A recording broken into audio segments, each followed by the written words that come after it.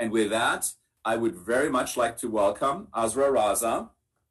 Azra is professor of medicine and director of the MDS Center at Columbia University Medical Center.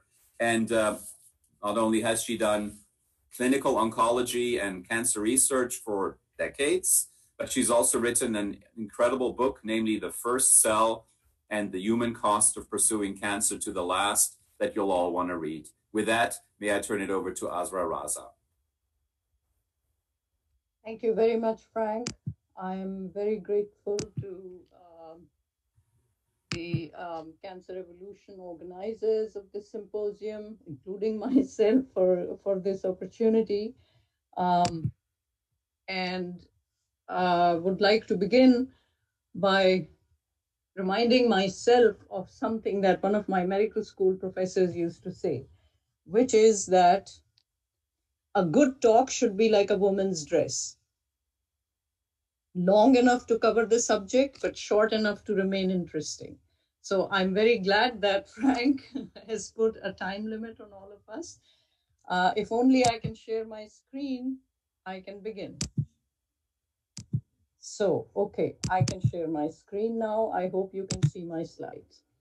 I'm going to give you the patient's perspective on modern cancer chemotherapy, and I thought I'll begin by simply with my summary. Clearly, cancers diagnosed early are cured, and those detected late are incurable. Spectacular advances have occurred in cancer research, but for the patients diagnosed early or late, not much has changed in 100 years. Doctors prescribe medicines for which they know little, for diseases of which they know less, in human beings of whom they know nothing. And this holds true, unfortunately, pretty much today. I feel there's a crisis in oncology. Look at FDA just approved Opdivo for advanced esophageal squamous cell cancer. Why? Because the median overall survival improved by 2.5 months. At what cost? $100,000 a year. And this just happened in June of this year. In July, FDA approves selinexor for relapsed refractory diffuse large B-cell lymphoma. This time, survival is not even an endpoint. In fact, if you just see shrinkage of the tumor, in 29% patients, the drug is approved, and the median response, even for those third of the cases, is 3 months. At what cost? My friend David Steensma at the Farber called it ridiculous, and Vincent Rajkumar at Mayo Clinic thinks it's laughable.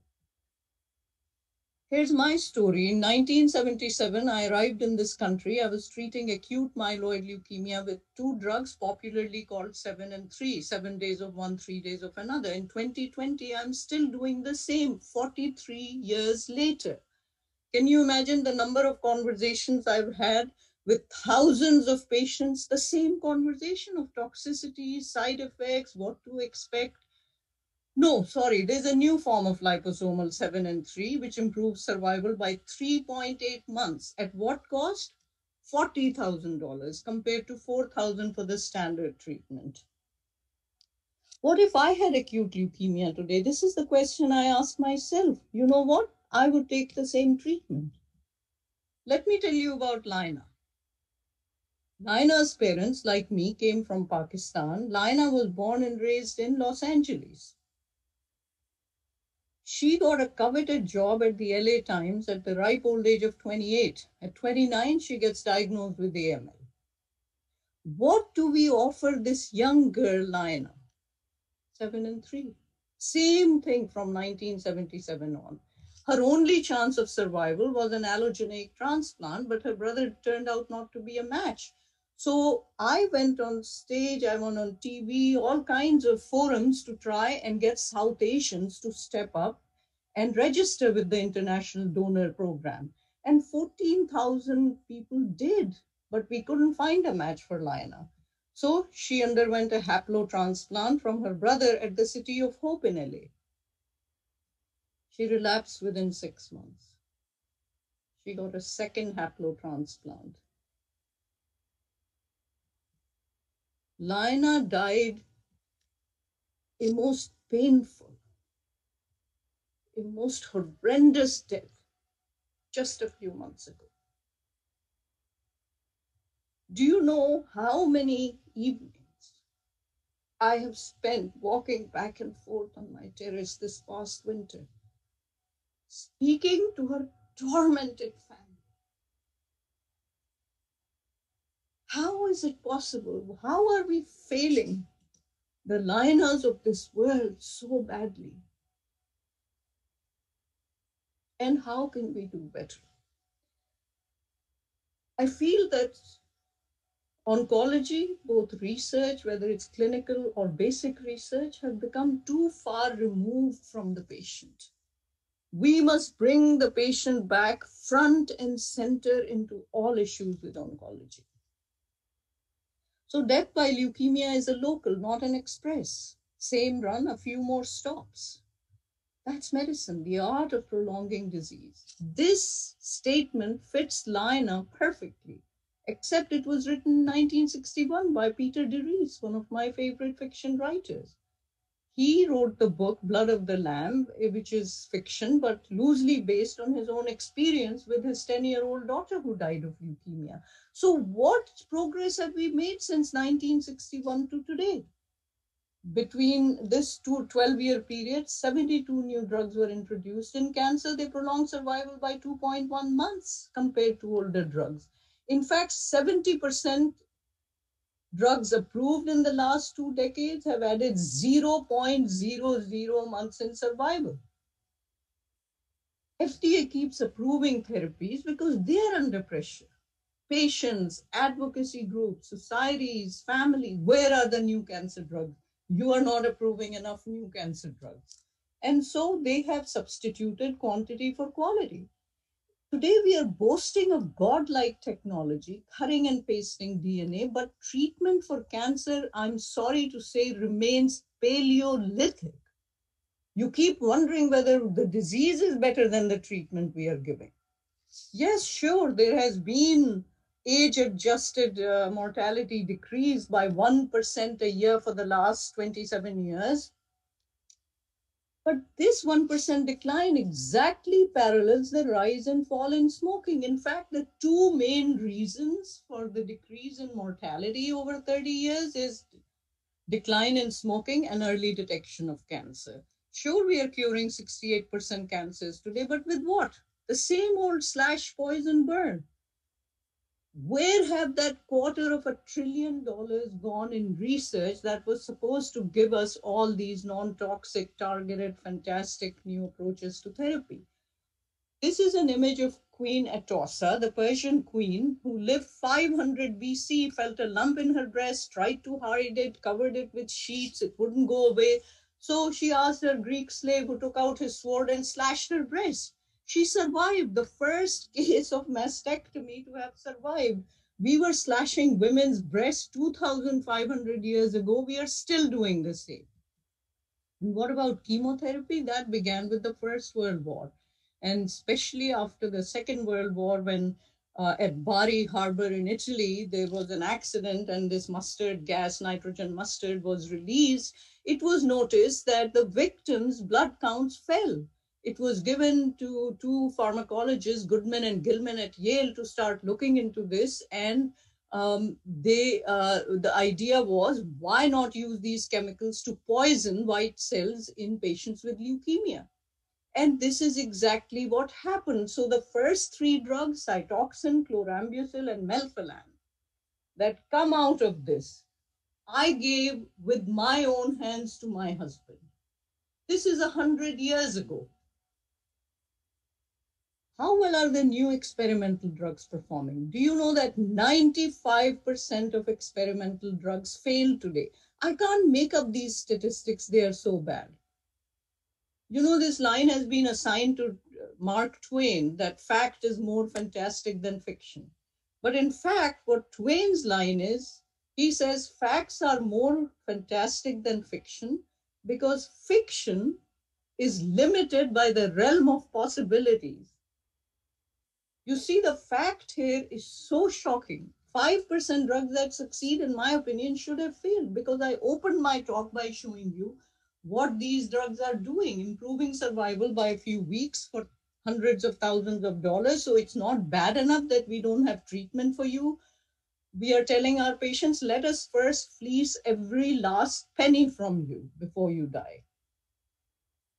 The Precision Oncology Initiative was use genetic testing, identify a mutation, administer the drug. Umbrella trials meant that you have lung cancer in 3 patients, but different mutations. So you need 3 different drugs. But the basket trial has different tumors like in lung and brain, liver and brain and colon, but the same mutation. So you can say use the same drug. Great idea. Well, being matched is no proof of benefit because only 30% people responded, even when they are perfectly matched. The median survival less than 6 months. So few are super responders, and Foundation Medicine sequenced 18,000 patients, 32 were super responders. Wow, great. NCI match trial, they found targetable mutations in 0 to 3.4% of the patients, 6,000 patients. So the conclusion is precision oncology will benefit only 1.5% patients. CAR T, I don't want to go into details, just to point out that 2 CAR T therapies are approved, children with ALL and adults with lymphoma. The cost, $500,000 just to make the cells, and 1.5 to $2 million if you take in how they have to be admitted to the ICU, and the side effects are so bad that whole industries are arising just to control the toxicities. And the secret that's never talked about, of course, is the fact that these cells cannot distinguish between normal and cancer cells. So they basically go in and kill any cell that's expressing CD19 in the body. And that means all the normal B cells die. You kill the entire organ. Now, B cell function can be replaced by immunoglobulins, but what do you do when you kill the whole liver or the whole pancreas? And the fiscal toxicities of this kind of oncologic progress, we call it. Do you know that 42% patients diagnosed with cancer today in this country will lose every penny of their life savings by the second year? 40% women with stage 4 breast cancer are being hounded by collection agencies. Verge of a financial collapse. Healthcare costs have spiraled up to $3.5 trillion a year. Why this abysmal failure? Because of course cancer is complicated. It's a moving target. We think there's a hereditary predisposition, some cases of environmental exposure, some pathogens, H. pylori, hepatitis B. Some of these pathogens have been associated with cancer, but then the majority is just the random DNA copying errors or our somatic mutation hypothesis. Let me just present one slide of the way clonal evolution is supposed to work in cancer. So here's a normal cell, and during the process of proliferation, it requires a random DNA mutation. Now, this gives it a cancerous phenotype so that it rapidly expands its clone. The problem is that each time it divides, it can pick up new mutations. So by the time we diagnose cancer, we have hundreds of thousands of different clones carrying different mutations. And now we have the clinical diagnosis is at this point where the cell is filled with mutations, whereas we are trying to target one mutation at a time. Don't you think that targeted therapy, like I described in the basket trial and umbrella trial, would work much better if it's here? The problem in this kind of evolutionary perspective that I find is very simple. Life does not progress in such a wonderful, logically consistent, stepwise manner. In fact, right from the initiation, some cancers just are non-invasive, and those are the ones that we are curing today with slash, poison, burn, whatever it is. But a good third of the patients, right from initiation, have an invasive characteristic. So finding them early, I don't know what that's going to mean. Why are they invasive from the beginning? How can we distinguish their biology from the biology of the ones that are non-invasive? I mean, these are the questions to be asked, but I just honestly don't have the optimism at my age to think that there'll be very neat solutions for any of these. But I do think that understanding the evolutionary perspective is going to add a dramatic dimension to our management of the disease. And all of this complexity we are addressing with our reductionist conceit. One gene, one cancer, one magic bullet. Yeah, sure, true for a couple of cancers, and in question answer, I can go over it, but most cancers have too many mutations. Why are we so obsessed with just looking for mutations as if nothing else matters? Well, whole genome sequencing was performed recently on 2,600 samples from 38 cancers through collaboration between 750 institutions in 4 continents. Results were published in 6 papers in the February 5th issue of Nature. I read these papers. I can summarize them for you. Whole genome sequencing showed that founder mutations were 95% of the cancers, but not in the remaining 5%. I keep thinking of Otto Warburg in 1921 showing the anaerobic metabolism of cancer cells, production of reduced oxygen species, all kinds of damage to the cell. But we are just so obsessed with mutations. Anyway, their conclusion was that there are 4 to 5 founder or driver mutations on an average in every cancer, and that cancer is a extremely heterogeneous disease differing from patient to patient, tumor to tumor, clone to clone. Well, great. This didn't come as a surprise because in 1976, Peter Knoll had already shown that cancer evolved by stepwise somatic cell mutations with sequential subclonal selection. This paper is etched on my brain because I reviewed it for the lab in 1977 as my first paper. And so my whole concept of cancer has been completely colored by this whole clonal evolution theory of cancer. In fact, whole genome sequencing that was reported in February issue of Nature only confirms at a molecular level what has been known at a cellular level for the last 50 years. So the future, their conclusion is future of cancer genomics lies in the clinic. My question is, why was there zero clinical data to associate with the mutations? In fact, why was a project of this magnitude started with no clinical information? You know why? Because no one is thinking of patients. All of us are thinking of how to write our next grant, how to get our next paper in Nature, how to get our promotion by showing that we have 3 R01s. It has come to a sickening point, I'm sorry to say, that the kind of neglect of the patient. So I'm so honored, so humble to be an ambassador for the patients to open this symposium, that all of you, no matter what talks you are going to give, please keep thinking about how are you, whatever you are doing, how is it going to help the patient? It's not the strongest of the species that survive, nor the most intelligent, but the one most responsive to change. This is what I mean by it. One cell in a tissue, a stem cell, becomes a cancerous cell and expands its population. At the same time, it gives birth to subclones with different properties. So when we come in with treatment and the dominant clone disappears, great, patient enters remission, counts improve, everything looks hunky-dory. But the response only lasts as long as it takes the next subclone to rear its ugly head and fill the tissue. This is why none of these targeted therapies are proving to be curative. They're only palliative. They only work for a short period of time because of this reason, that there are thousands and thousands of clones waiting, biding their time to come and attack when the predominant clone is gone.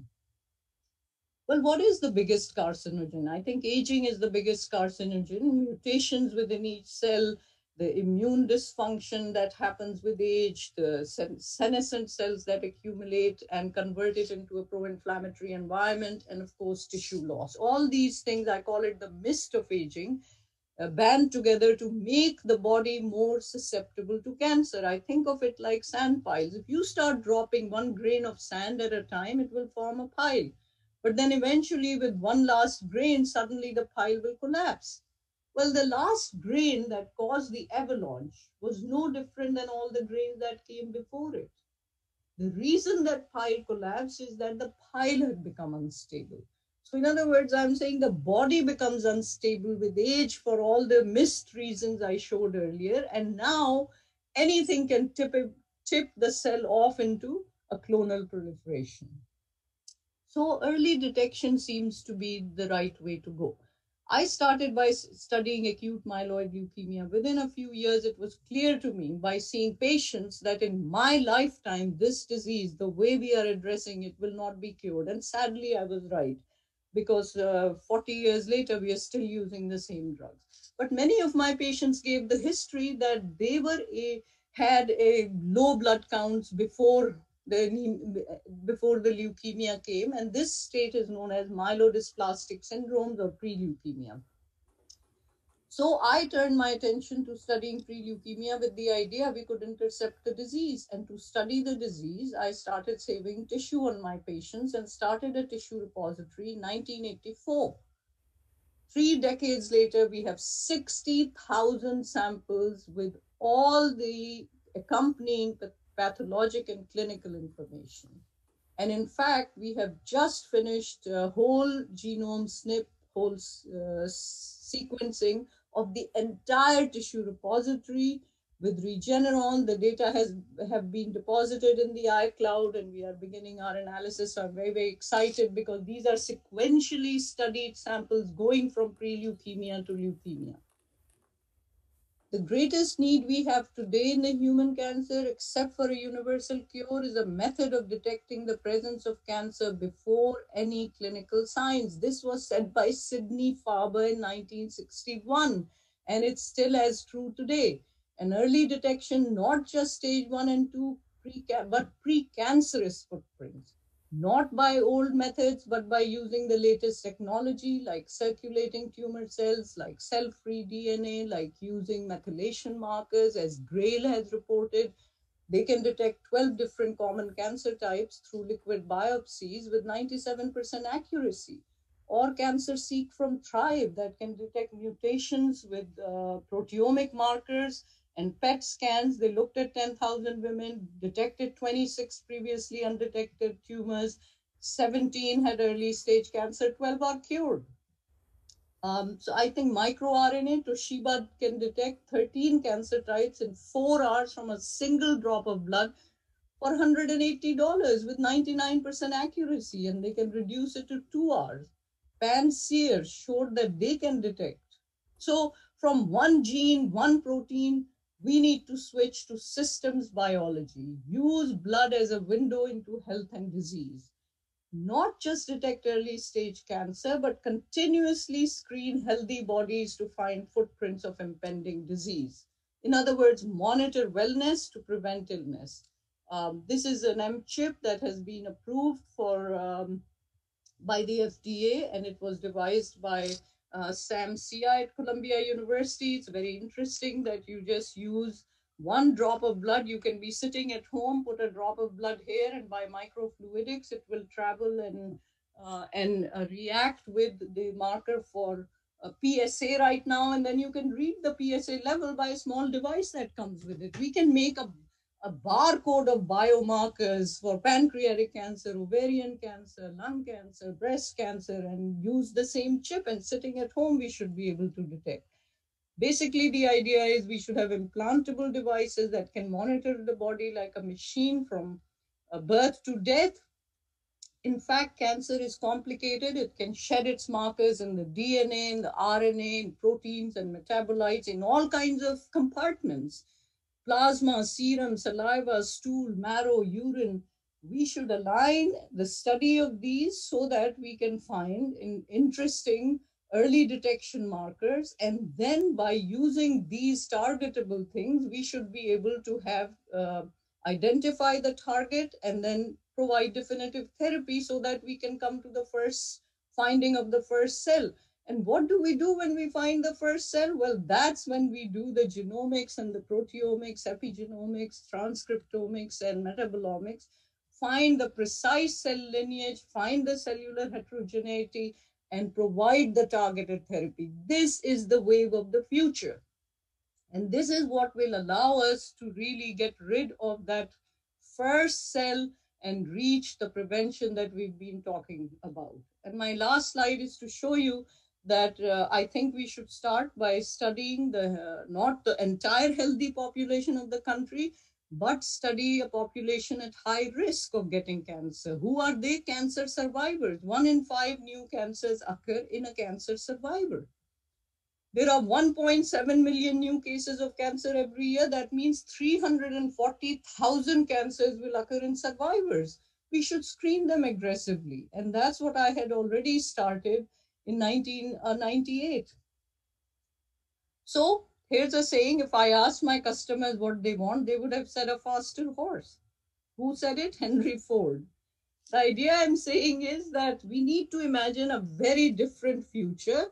We cannot try. Many people ask me, Dr. Raza, what will happen if we find the first cell? What are you going to do? A bone marrow transplant on the patient? Of course not. With first finding very early cancer, the treatments will be very different.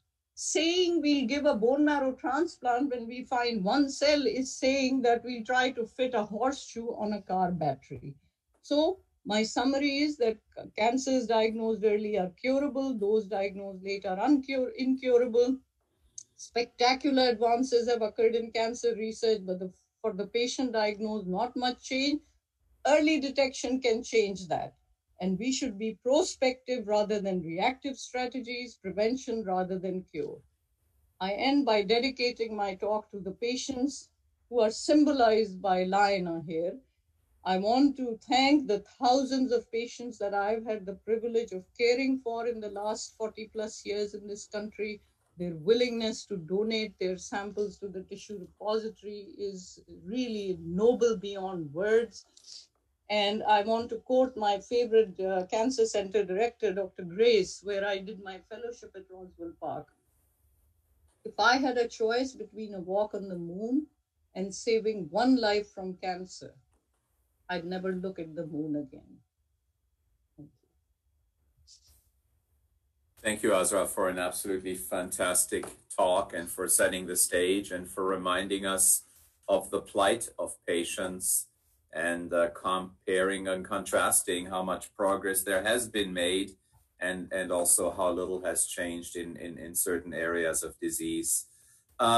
We don't have much time, but maybe just a quick question. Review for us for just a few, a minute or so, the oncology think tank that you have started and the opinion paper that has come out of the meetings of the oncology think tank that you're submitting to major medical journals right now. Thank you, Frank. I knew very well all along that I've been a very lonely voice about early detection since 1984, but at least I've been consistent in saying the same thing. However, I realize that I have many people who are silent about it and not talking enough. Why not build a consensus? So luckily, when Zoom was introduced, even for a Luddite like me, it offered a chance to get together thought leaders from various perspectives, like from clinicians to basic researchers to industrialists who are leading some of the early detection attempts.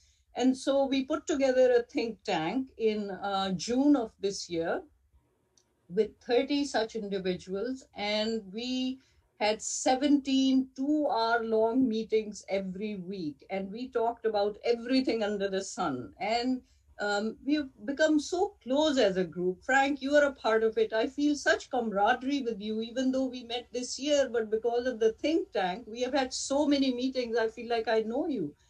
And in the end, the consensus of the group was that really the best way for the future, the most compassionate way to deal with it in the immediate future is to focus on developing the technology, improving education, and bringing policy changes to make a bigger investment in early detection. Now, none of the think tank members felt that we should ignore the current patients. We have patients now, we have to treat them.